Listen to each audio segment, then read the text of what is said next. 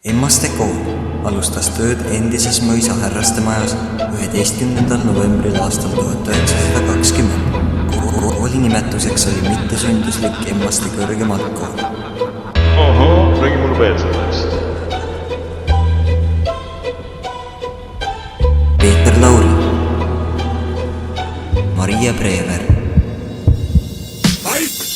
Esimeseks koolideks oli Kaarma seminari haridusega Peeter Lauri.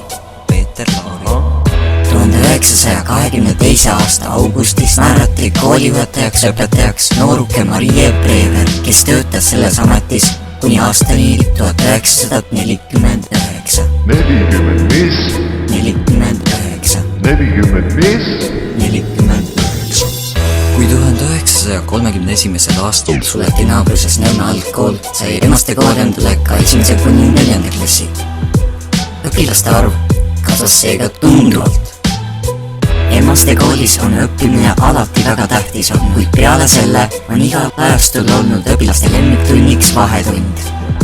Ja kõige põnevamad ettevõtmised on toimunud peale tunde.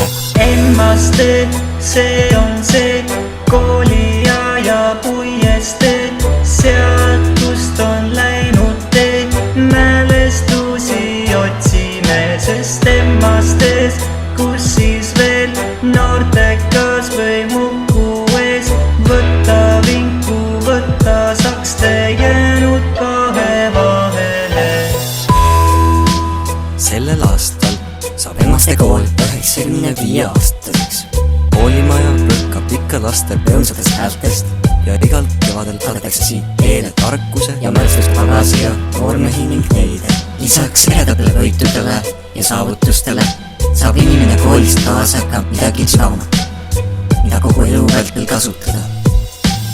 Emmaste, see on see kooliaja ja puiestee.